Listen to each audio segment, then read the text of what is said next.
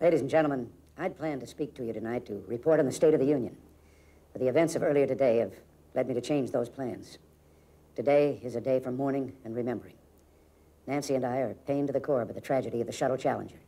We know we share this pain with all of the people of our country. This is truly a national loss. 19 years ago, almost to the day, we lost 3 astronauts in a terrible accident on the ground. But we've never lost an astronaut in flight.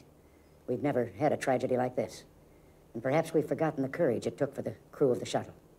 But they, the Challenger 7, were aware of the dangers, but overcame them and did their jobs brilliantly. We mourn 7 heroes: Michael Smith, Dick Scobie, Judith Resnick, Ronald McNair, Ellison Onizuka, Gregory Jarvis, and Krista Mikaloff. We mourn their loss as a nation together.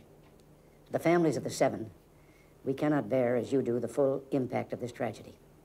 But we feel the loss, and we're thinking about you so very much. Your loved ones were daring and brave, and they had that special grace, that special spirit that says, give me a challenge, and I'll meet it with joy. They had a hunger to explore the universe and discover its truths. They wished to serve, and they did. They served all of us. We've grown used to wonders in this century. It's hard to dazzle us.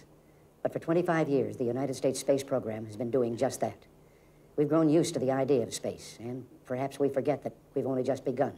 We're still pioneers. They, the members of the Challenger crew, were pioneers. And I want to say something to the school children of America who were watching the live coverage of the shuttle's takeoff. I know it's hard to understand, but sometimes painful things like this happen. It's all part of the process of exploration and discovery. It's all part of taking a chance and expanding man's horizons. The future doesn't belong to the faint-hearted. It belongs to the brave. The Challenger crew was pulling us into the future, and we'll continue to follow them. I've always had great faith in and respect for our space program, and what happened today does nothing to diminish it. We don't hide our space program. We don't keep secrets and cover things up. We do it all up front and in public. That's the way freedom is, and we wouldn't change it for a minute. We'll continue our quest in space. There will be more shuttle flights and more shuttle crews, and yes, more volunteers, more civilians, more teachers in space. Nothing ends here. Our hopes and our journeys continue.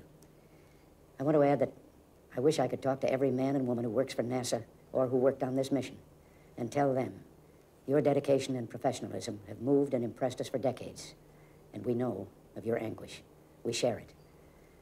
There's a coincidence today.